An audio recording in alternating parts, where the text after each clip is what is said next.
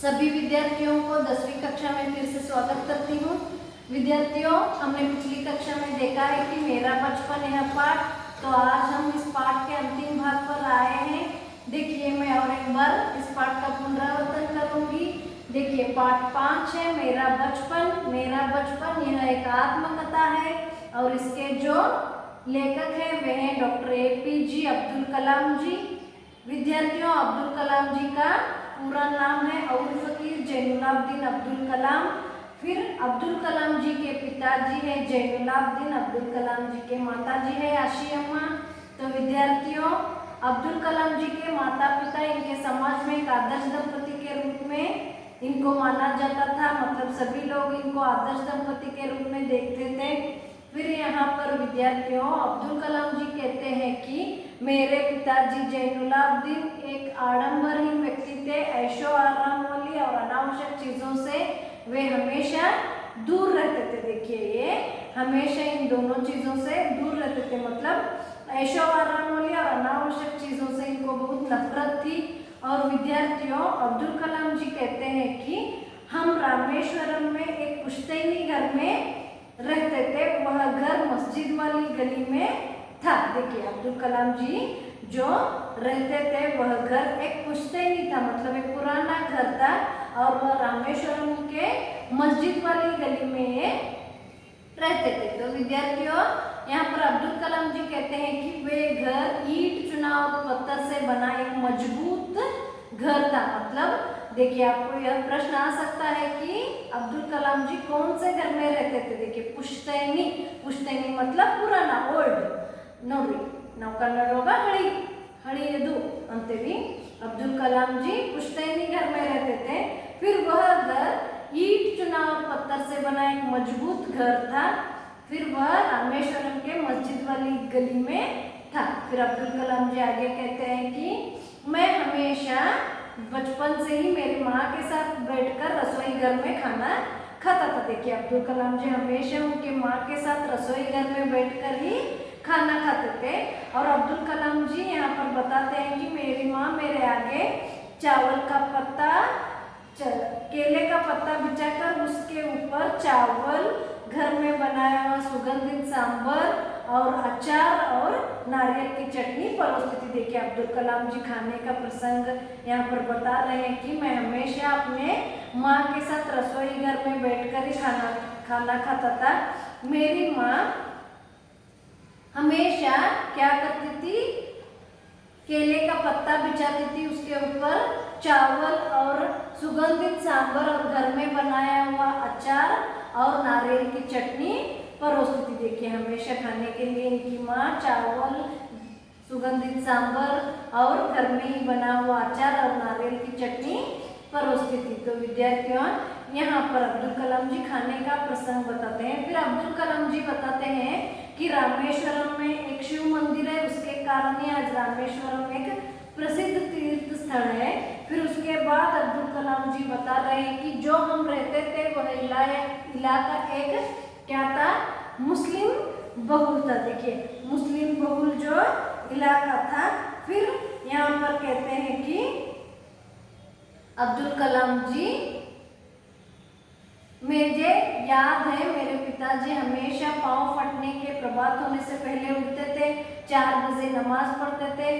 फिर वे, हमारा एक नारियल का बाग था, वहाँ पर चलते हुए जाते थे। फिर करीबन 1 डजन नारियल कंधे पर लेकर घर आते थे, फिर अपना नाश्ता कर लेते थे। मतलब यहाँ जो अपना बचपन है उसके बारे में अब्दुल कलाम जी बताते हैं।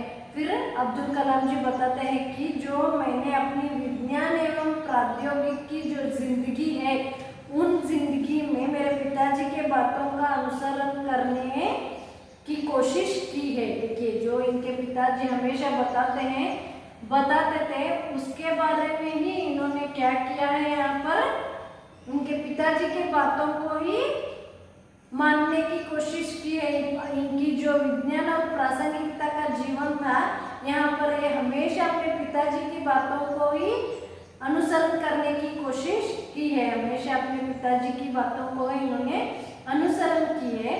फिर यहाँ पर अब्दुल कलाम जी बताते हैं कि मैं हमेशा मेरे पिताजी को जब प्रश्न पूछने के लायक हो गया तो नमाज की प्रासंगिकता के बारे में पूछा, तो अब्दुल कलाम जी के पिताजी इनको बताया कि जब हम नमाज पढ़ते हैं तो अपने शरीर से ब्रह्मांड का एक हिस्सा बन जाते हैं। वहाँ पर आयु, दौलत, जाति, धर्म, पंथ का कोई भी भेद नहीं होता। जब ये प्रश्न पूछने के लायक हो गए तो अपने पिताजी को इन्होंने नमाज की प्रासंगिकता के बारे में पूछा। विद्यार्थियों, मैंने यह पिछली कक्षा में बताया है, 2 अंक के लिए प्रश्न जरूर आएगा। इनके पिताजी को यह जवाब दिया कि नमाज पढ़ने से हम शरीर से इतर ब्रह्मांड का एक हिस्सा बन जाते हैं, जहाँ पर आयु, दौलत, धन और जाति का कोई भी भेदभाव नहीं होता। तो अब्दुल कलाम जी यहाँ पर कहते हैं कि आगे, फिर मेरे पिताजी लकड़ी के नौकाएं का काम करना शुरू कर दिया। इनके पिताजी लकड़ी के नौकाएं का काम शुरू कर दिया तो वहाँ पर अहमद जलालुद्दीन एक स्थानीय ठेकेदार थे, वह भी इनके पिताजी के साथ मिलकर लकड़ी के नौकाएं बनाने का काम शुरू कर दिया। उसी वक्त इनकी जो बड़ी बहन जोहरा थी, जोहरा और जलालुद्दीन, अहमद जलालुद्दीन, इनका विवाह मतलब शादी हो गया। फिर अब्दुल कलाम जी कहते हैं कि आगे उम्र में काफी मेरा और अहमद जलालुद्दीन का फर्क था, फिर भी हम एक अच्छे क्या बन गए थे, मित्र बन गए थे। अब्दुल कलाम जी यहाँ पर कहते हैं कि फिर भी हम एक अच्छे मित्र बन गए। फिर एक अहमद जलालुद्दीन ही ऐसे व्यक्ति थे जिनको अंग्रेजी पढ़ना और लिखना आता था। इनके जो पहचान में, इनके जो रिश्तेदार में अहमद जलालुद्दीन ही एक ऐसे इंसान थे जिन्हें अंग्रेजी पढ़ना लिखना आता था। और अहमद जलालुद्दीन ही क्या करते थे, इनको एक सीमित दायरे से बाहर लेकर बाहरी दुनिया का परिचय कर दिया। देखिए, अहमद जलालुद्दीन उम्र में काफी अब्दुल कलाम जी से बड़े थे, लेकिन अहमद जलालुद्दीन हमेशा अब्दुल कलाम जी को विज्ञान के बारे में, चिकित्सा के बारे में, साहित्य के बारे में बता दिया। उन्होंने ज़्यादा से ज़्यादा बाहरी दुनिया का परिचय अब्दुल कलाम जी को कर दिया था। तो अब्दुल कलाम जी यहाँ पर अहमद जलालुद्दीन की प्रसंगवश उनके बारे में यहाँ पर कह रहे हैं। फिर अब यहाँ पर हम आज क्या करेंगे, आगे का भाग देखेंगे। आत्मीय ವಿದ್ಯಾರ್ಥಿಗಳೇ, ನಾವು ಏನು ಮಾಡೋಣ ಅಂದರೆ ನನ್ನ ಬಾಲ್ಯ, ಅಬ್ದುಲ್ ಕಲಾಂ ಜಿ ಅವರ ನನ್ನ ಬಾಲ್ಯ ಈ ಪಾಠ ಆಲ್ಮೋಸ್ಟ್ ಎಲ್ಲಾನು ಪಾಠ ನೋಡೇವಿ. ಇವತ್ತು ಈ ಪಾಠದ ಕೊನೆಯ ಭಾಗವನ್ನು ನೋಡೋದು. ಇಲ್ಲಿ ಅಬ್ದುಲ್ ಕಲಾಂ ಜಿ ಅವರ ತಂದೆ ಜೈನುಲಾಬ್ದೀನ್ ಅವರ ತಾಯಿ ಆಶಿಯಮ್ಮ, ಇವರ ತಂದೆ ತಾಯಿ ಒಂದು ಒಳ್ಳೆಯ ಆದರ್ಶ ದಂಪತಿಯಾಗಿದ್ದರು. ನಂತರ ಇವರು ತಮ್ಮ ತಂದೆ ಬಗ್ಗೆ ಹೇಳ್ತಾರೆ, ಇವರು ಆಡಂಬರಹೀನ ವ್ಯಕ್ತಿಯಾಗಿದ್ದರು, ಐಷೋ ಆರಾಮಿ ವಸ್ತುಗಳಿಂದ, ಅನಾವಶ್ಯಕ ವಸ್ತುಗಳಿಂದ ಯಾವತ್ತೂ ದೂರ ಇರ್ತಿದ್ರು. ತದನಂತರ ಅಬ್ದುಲ್ ಕಲಾಂ ಜಿ ಅವ್ರು ಏನು ಹೇಳ್ತಾರಪ್ಪ ಅಂದ್ರೆ, ನಮ್ಮ ತಂದೆ ಏನು ಮಾಡಿದ್ರಂದ್ರೆ ಒಬ್ಬರ ಭಾಳಷ್ಟು ಏನಿದ್ರಂದ್ರೆ ಬುದ್ಧಿವಂತರಿದ್ರು. ಇವ್ರು ಯಾವತ್ತು ಒಳ್ಳೆಯ ವಿಚಾರಗಳನ್ನ, ಆಧ್ಯಾತ್ಮಿಕ ವಿಚಾರಗಳನ್ನ ಮಾಡ್ತಿದ್ರು ಅಂತ ಹೇಳ್ತಾರು. ತದನಂತರ ತಮ್ಮ ತಾಯಿ ಬಗ್ಗೆ ಹೇಳ್ಯಾರು, ನಮ್ಮ ತಾಯಿ ನಮ್ಮ ಏನೈತಪ್ಪ ಅಂದ್ರೆ ಯಾವತ್ತು ಅಡುಗೆ ಮನೆ ಒಳಗೆ ಕೂತು ಊಟ ಮಾಡ್ತಿದ್ರು. ನಾನು ಅವ್ರ ಜೊತೆ ಭಾಳಷ್ಟು ಅಡುಗೆ ಮನೆಯಲ್ಲಿ ಕೂತ ಊಟ ಮಾಡ್ತಿದ್ನಿ. ನನ್ನ ತಾಯಿ ನನ್ನ ಮುಂದೆ ಬಾಳೆ ಎಲೆ, ಅದ್ರ ಮೇಲೆ ಅನ್ನ, ಸುಗಂಧಿತ ಸಾಂಬಾರ, ಮನೆಯೊಳಗೆ ಮಾಡಿದ್ದ ಉಪ್ಪಿನಕಾಯಿ ಹಾಗೂ ತೆಂಗಿನಕಾಯಿ ಚಟ್ನಿಯನ್ನು ನನಗೆ ಊಟಕ್ಕೆ ನೀಡ್ತಿದ್ರು ಅಂತ ಹೇಳ್ತಾರೆ. ನೆಕ್ಸ್ಟ್ ಏನು ಹೇಳ್ಯಾರಪ್ಪ ಅಂದರೆ ಅಬ್ದುಲ್ ಕಲಾಂ ಜಿ ಅವರ ರಾಮೇಶ್ವರಂ ಒಂದು ಪ್ರಸಿದ್ಧ ಶಿವನ ಮಂದಿರ ಐತಿ. ಆ ಶಿವನ ಮಂದಿರದಿಂದ ಇವತ್ತು ರಾಮೇಶ್ವರಂ ಒಂದು ತೀರ್ಥ ಸ್ಥಳವಾಗಿದೆ ಅಂತ ಹೇಳ್ಯಾರು. ಅದಾದ್ಮೇಲೆ ಏನು ಹೇಳ್ಯಾರಂದ್ರೆ, ನಾವಿರೋ ಒಂದು ಇಲಾಖೆ, ನಾವಿರೋ ಒಂದು ಏರಿಯಾ ಏನೈತಂದ್ರೆ ಮುಸ್ಲಿಮ್ದಿತ್ತು. ಅಲ್ಲಿ ಭಾಳಷ್ಟು ಜನರು ಮುಸ್ಲಿಮ ಇದ್ರು, ಒಂದು 4-5 ಮನೆ ಅಷ್ಟೇ ಹಿಂದೂದಿದ್ರು. ಆದರೂ ಹಿಂದೂ ಮುಸ್ಲಿಮ್ಸ ಕೂಡಿರ್ತಿದ್ದು ಅಂತ ಹೇಳ್ಯಾರು. ತದನಂತರ ಏನು ಹೇಳ್ರಂದ್ರೆ, ನಮ್ಮ ತಂದೆ ಕಟ್ಟಿಗೆ ಹಡಗುಗಳನ್ನ ಮಾಡಲಿಕ್ಕೆ ಶುರು ಮಾಡಿದ್ರು. ಯಾಕಂದ್ರೆ ಅಲ್ಲಿ ಏನು ತೀರ್ಥ ಸ್ಥಳದ ಜನರು ಬರ್ತಿದ್ರು, ಅವ್ರಿಗೆ ಹೋಗ್ಲಿಕ್ಕೆ ಬರಲಿಕ್ಕೆ ಹಡಗುಗಳನ್ನ ಏನು ಮಾಡ್ರಂದ್ರೆ ಮಾಡ್ಲಿಕ್ಕೆ ಶುರು ಮಾಡಿದ್ರು. ಅವ್ರ ಜೊತೆ ಇನ್ನೊಬ್ರು ಯಾರಿದ್ರು ಅಂದ್ರೆ ಅಹಮದ್ ಜಲಾಲುದ್ದೀನ್ ಇದ್ರು. ಅದ ವೇಳೆ ಒಳಗೆ ಅಹಮದ್ ಜಲಾಲುದ್ದೀನ್ ಹಾಗೂ ನನ್ನ ಸಹೋದರಿ, ನನ್ನ ಅಕ್ಕ ಜೋಹರಾ ಅವರ ವಿವಾಹ ವಾಯ್ತು ಅಂತ ಹೇಳ್ತಾರೆ. ತದನಂತರ ಅಹ್ಮದ್ ಜಲಾಲುದ್ದೀನ್ ನನ್ನ ಒಂದು ಒಳ್ಳೆಯ ಮಿತ್ರರಾಗಿದ್ರು ಅಂತ ಹೇಳ್ತಾರೆ. ವಯಸ್ಸೊಳಗೆ ಇವ್ರಿಗಿಂತ ಭಾಳಷ್ಟು ದೊಡ್ಡವರಾಗಿದ್ರು, 15 ವರ್ಷ ದೊಡ್ಡವರಾಗಿದ್ರು. ಆದರೂ ನಾನು ಒಂದು ಒಳ್ಳೆಯ ಸ್ನೇಹಿತರಾಗಿದ್ದರು. ಅಹ್ಮದ್ ಜಲಾಲುದ್ದೀನ್ ಒಬ್ರು ಇಂಥ ವ್ಯಕ್ತಿ ಇದ್ರಲ್ಲ, ಅವ್ರಿಗೆ ಎಲ್ಲಾನು ಏನಿತ್ತಂದ್ರೆ ಒಂದು ಜ್ಞಾನ ಇತ್ತು. ಒಬ್ಬರು ಆಂಗ್ಲ ಭಾಷೆಯನ್ನು ಕಲ್ತಿದ್ರು. ಅವರು ಒಂದು ಇಲಾಖೆವಾಗ ಅಹ್ಮದ್ ಜಲಾಲುದ್ದೀನ್ ಆಂಗ್ಲ ಭಾಷೆ ಓದಲಿಕ್ಕೆ ಬರಲಿಕ್ಕೆ ಬರ್ತಿತ್ತಂತ ಹೇಳ್ತಾರೆ. ನನಗೊಂದು ಹೊರಗಿನ ಜಗತ್ತಿನ ಪರಿಚಯವನ್ನು ಯಾರು ಮಾಡಿಕೊಟ್ರಂದ್ರೆ ಅಹ್ಮದ್ ಜಲಾಲುದ್ದೀನ್ ಅಂತ ಹೇಳ್ತಾರೆ. ಹಾಗಾದರೆ ಅಬ್ದುಲ್ ಕಲಾಂ ಜಿಯವರ ಏನಂದ್ರೆ ಹಿಂದಿನ ಒಂದು ಅವಧಿಯೊಳಗೆ ಹೇಳಿದ್ದೆ, ಇನ್ನೊಂದು ಸಲ ನಿಮ್ಗೆ ಭಾಳಷ್ಟು ಸಲ ರಿಪೀಟ್ ಮಾಡೀನಿ. ಇನ್ನು ಭಾಳಷ್ಟು ಕ್ವಶನ್ಸ್ ಪರೀಕ್ಷೆ ಒಳಗೆ ಬರ್ತಾವೆ. ಹಾಗಾದರೆ ವಿದ್ಯಾರ್ಥಿಗಳೇ, ಇವತ್ತು ನಾವು ಮುಂದಿನ ಭಾಗವನ್ನು ನೋಡೋಣ. मेरे बाल्यकला में पुस्तक एक दुर्लभ की तरह हुआ करती थी. हमारे यहाँ स्थानीय स्तर पर एक पूर्व क्रांतिकारी कहिए उग्र राष्ट्रवादी STR मणिकम का निजी पुस्तकालय था. उन्होंने मुझे हमेशा पढ़ने के लिए उत्साहित किया. मैं अक्सर उनके घर से पढ़ने के लिए किताबें ले आया करता था. देखिए यहाँ पर और एक इंसान के बारे में और एक व्यक्ति के बारे में अब्दुल कलाम जी कह रहे हैं कि मेरी बाल्यकला में पुस्तक एक दुर्लभ की तरह हुआ करती थी. कि जब अब्दुल कलाम जी का बाल्य था, वहाँ पर पुस्तक मिलना बहुत क्या था, कम था. दुर्लभ मतलब जो नहीं मिलता उसे हम दुर्लभ कहते हैं. जो दुर्लभ वस्तु थी वह पुस्तक थी. देखिए पुस्तकें बहुत कम मिलती थी. फिर भी हमारे यहाँ एक स्थानीय स्तर पर एक क्या था, पूर्व क्रांतिकारी रहते थे. उनका नाम है STR मणिकम. देखिए STR मणिकम, इनके जो स्थानीय स्तर पर एक क्रांतिकारी थे, उनका एक निजी पुस्तकालय था. उनका ही एक अपना पुस्तकालय था. और वे हमेशा अब्दुल कलाम जी को क्या करते थे, उत्साहित करते थे कि पुस्तकें ज़्यादा से ज़्यादा पढ़ो कहकर. वही एक थे STR मणिकम, एक क्रांतिकारी थे. उनका एक निजी पुस्तकालय था. और वही अब्दुल कलाम जी को हमेशा एक उत्साहित करते थे पुस्तक पढ़ने के लिए. और अब्दुल कलाम जी यहाँ पर कह रहे हैं कि मैं उनके घर से पुस्तक लेकर किताबें लेकर पढ़ाया करता था. देखिए विद्यार्थियों, यहाँ पर अब्दुल कलाम जी कहते हैं कि एक पुस्तक इनको एक दुर्लभ क्या थी, वस्तु थी. पुस्तक ही इनको एक दुर्लभ वस्तु थी. और अब्दुल कलाम जी यहाँ पर कहते हैं कि पुस्तक मुझे एक दुर्लभ वस्तु की तरह थी, क्योंकि यह मिलना बहुत कम था. पुस्तक वहाँ पर मिलना बहुत कम था. फिर भी एक स्थानीय स्तर पर वहाँ पर एक क्रांतिकारी थे STR मणिकम कहकर, उनकी एक निजी पुस्तकालय थी. देखिए वहाँ पर एक क्रांतिकारी व्यक्ति थे, उनका नाम था STR मणिकम. उनका अपना ही एक क्या था, निजी पुस्तकालय था.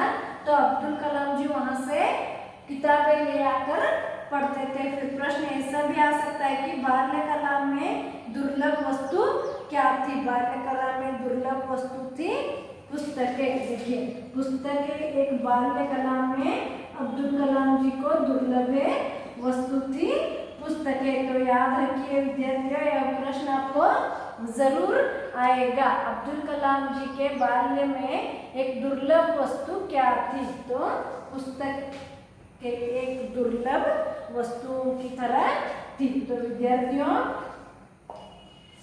दुर्लभ वस्तु थी, फिर भी अब्दुल कलाम जी क्या करते थे, वहाँ पर एक क्रांतिकारी STR मणिकम थे. वे हमेशा अब्दुल कलाम जी को कहा करते थे कि ज़्यादा से ज़्यादा पुस्तकें पढ़े. फिर अब्दुल कलाम जी क्या करते थे, वहाँ पर पुस्तकें ले आकर पढ़ते थे. तो यहाँ पर अब्दुल कलाम जी और एक व्यक्ति का नाम कहाँ है, वे है STR मणिकम. तो आगे हम देखेंगे.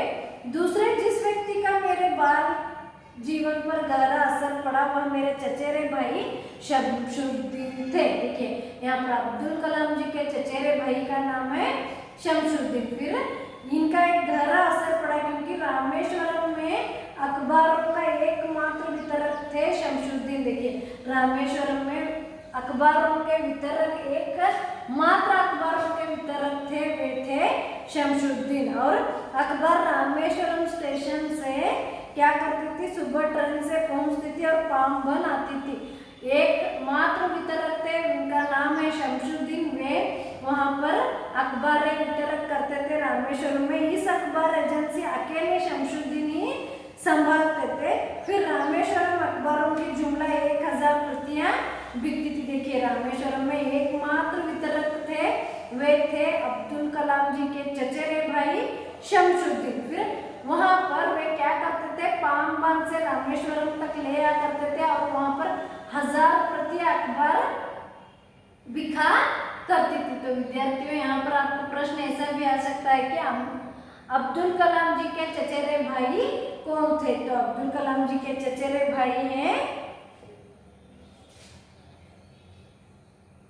कौन है? शमशुद्दीन। याद रखिए शमशुद्दीन अब्दुल कलाम जी के चचेरे भाई हैं। वे क्या करते थे, रामेश्वरम में एकमात्र अखबारों के वितरक थे और वे रोज हजारों प्रतियां अखबारें बेचा करते थे। ವಿದ್ಯಾರ್ಥಿಗಳೇ ಏನು ಹೇಳ್ಯಾರಪ್ಪ ಅಂದ್ರೆ ಅಬ್ದುಲ್ ಕಲಾಂ ಜಿ ಅವರ ಏನು ಹೇಳ್ಯಾರಪ್ಪ ಅಂದ್ರೆ ಅವ್ರ ಬಾಲ್ಯ ಇದ್ದಾಗ ಪುಸ್ತಕ ಒಂದು ಬಹಳಷ್ಟು ಏನಿತ್ತಂದ್ರೆ ದುರ್ಲಭ ವಸ್ತು ಇತ್ತು. ಬಾಲ್ಯ ಇದ್ದಾಗ ಪುಸ್ತಕ ಸಿಗೋದು ಬಹಳಷ್ಟು ಕಠಿಣ ಆಗಿತ್ತು. ಆದರೂ ಅವ್ರು ಏನು ಮಾಡ್ತಿರಂದ್ರೆ ಅಲ್ಲಿ ಅವ್ರ ರಾಮೇಶ್ವರಂ ಒಬ್ರು ಕ್ರಾಂತಿಕಾರಿ ವ್ಯಕ್ತಿ ಇದ್ರು. ಅವ್ರ ಹೆಸರು STR ಮನಿಕಂ. ಅವ್ರು ಯಾವಾಗೂ ಏನು ಮಾಡ್ತಿದ್ರಂದ್ರೆ ತಮ್ಮ ಮನೆಯೊಳಗೆ ಒಂದು ನಿಜಿ ತಮ್ಮದಾದ ಸ್ವಂತ ಪುಸ್ತಕಾಲಯ ಗ್ರಂಥಾಲಯನ ಓಪನ್ ಮಾಡಿದ್ರು. ಅಬ್ದುಲ್ ಕಲಾಂ ಜಿ ಅವರ ಬಹಳಷ್ಟು ಉತ್ಸಾಹ ಮಾಡ್ತಿದ್ರು. ಅವ್ರು ಅಬ್ದುಲ್ ಕಲಾಂ ಜಿ ಪುಸ್ತಕ ಓದೋದ್ರಿಂದ ಜ್ಞಾನ ಹೆಚ್ಚಾಗ್ತದೆ ಅಂತೇಳಿ. ಅದಕ್ಕಾಗಿ ಇಲ್ಲಿ ಅಬ್ದುಲ್ ಕಲಾಂ ಜಿ ಅವರೊಬ್ಬರ ಹೆಸರನ್ನ ಮೆನ್ಷನ್ ಮಾಡ್ಯಾರು. ಅವ್ರದರು STR ಮನಿಕಂ. ಅಲ್ಲಿ ಹೋಗಿ ಅವರ ಗ್ರಂಥಾಲಯದಿಂದ ಅಬ್ದುಲ್ ಕಲಾಂ ಜಿ ಅವ್ರ ಪುಸ್ತಕಗಳನ್ನು ತಂದ ಓದ್ತಿದ್ರು. ಹಾಗಾದ್ರೆ ವಿದ್ಯಾರ್ಥಿಗಳೇ ಇಲ್ಲಿ STR ಮನಿಕಂ ಒಬ್ರು ಕ್ರಾಂತಿಕಾರಿ ಇದ್ರು. ಅವ್ರದ್ದು ನಿಜಿ ಪುಸ್ತಕಾಲಯ ಇತ್ತು. ಅಲ್ಲಿಂದ ಅಬ್ದುಲ್ ಕಲಾಂ ಜಿ ಅವ್ರ ಪುಸ್ತಕ ಓದ್ತೇನೆ ಅಂತ ಹೇಳ್ತಿದ್ರು. ಹಾಗಾದ್ರೆ नेक्स्ट ಏನು ಹೇಳ್ಯಾರಂದ್ರೆ दूसरे जिस व्यक्ति का मेरे बाल जीवन में गहरा असर पड़ा वह है मेरे चचेरे भाई शमशुद्दीन. ಇನ್ನೊಂದು ಹೆಸರನ್ನ ಮೆನ್ಷನ್ ಮಾಡೋದಾರು ಅವ್ರು ಯಾರಂದ್ರೆ ನನ್ನ ಕಸಿನ್ ಬ್ರದರ್, ನನ್ನ ಕಸಿನ್ ಸಹೋದರ ಶಮಶುದ್ದೀನ್ ಅನ್ನೋರ ಒಬ್ರು ಏನಿದಾರಂದ್ರೆ ನನ್ನ ಬಾಲ್ಯ ಜೀವನದೊಳಗ ಬಹಳಷ್ಟು ಏನಾಗೈತೆ ಅಂದ್ರೆ ನೆನಪು ಬಿಡುವಂತ ವ್ಯಕ್ತಿ ಇದ್ದಾರೆ. ಯಾಕಂದ್ರೆ ನಮ್ಮ ರಾಮೇಶ್ವರಂ ಒಳಗ ಅವ್ರೊಬ್ರ ಏನಿದ್ರಂದ್ರೆ ಸಮಾಚಾರ ಪತ್ರಗಳನ್ನ ನ್ಯೂಸ್ ಪೇಪರ್ಗಳನ್ನ ವಿತರಕ ಮಾಡ್ತಿದ್ರು. ದಿನಾಲೂ ಅವ್ರು ಏನು ಮಾಡ್ತಿದ್ರು ಟ್ರೈನಿಂದ ಅವ್ನು ತರಿಸ್ತಿದ್ರು. ದಿನಾಲೂ 1000 ಪ್ರತಿ ಪುಸ್ತಕಗಳು ಅಲ್ಲಿ ಏನಾಗ್ತಿದ್ವು ಅಂದ್ರೆ ಮಾರಾಟ ಆಗ್ತಿದ್ವು. ಅವರು ಯಾರಂದ್ರೆ ನನ್ನ ಸಹೋದರ ಶಮಶುದ್ದೀನ್. ನೋಡ್ರಿ ಹಾಗಾದ್ರೆ ಮುಂದೆ ಏನು ಹೇಳ್ಯಾರಂದ್ರೆ ಹಾಗೆ अंतिम में रामेश्वरम अब्दुल कलाम जी कहते हैं कि बचपन में मेरे 3 पक्के दोस्त थे. देखिए बचपन में अब्दुल कलाम जी के 3 क्या थे? दोस्त थे. पक्के 3 जो दोस्त थे उनका नाम यहाँ पर अब्दुल कलाम जी कह रहे हैं कि मेरे 3 पक्के दोस्त थे. वे हैं रमानंद शास्त्री, अरविंदन और शिव प्रकाश. देखिए अब्दुल कलाम जी यहाँ पर कहते हैं कि मेरे जो बचपन के 3 पक्के दोस्त हैं वे हैं रमानंद शास्त्री, जो पक्षी लक्ष्मण शास्त्री बड़े पुजारी थे. उनके बेटे पुत्र क्या थे? रमानंद शास्त्री. दूसरे जो थे वे अरविंदन और तीसरे जो हैं वह हैं शिव प्रकाश. और यहाँ पर अब्दुल कलाम जी कह रहे हैं कि ये तीनों ब्राह्मण परिवार से थे. ये तीनों ब्राह्मण परिवार से थे. देखिए अलग अलग धर्म पालन पोषण पढ़ाई लिखाई को लेकर हमसे किसी भी बच्चे ने कभी आपस में कोई भी भेदभाव महसूस नहीं किया. देखिए यहाँ पर रमानंद शास्त्री, अरविंदन और शिव प्रकाश ये तीनों क्या है? ब्राह्मण परिवार से हैं. और रमानंद शास्त्री तो जो रामेश्वरम के बड़े पुजारी पक्षी लक्ष्मण है उनके क्या है? पुत्र थे. फिर अरविंदन और शिव प्रकाश ये तीनों ब्राह्मण होते हुए भी इनके पक्के दोस्त थे और ये कभी भी आपस में कोई भी भेदभाव नहीं किए हैं.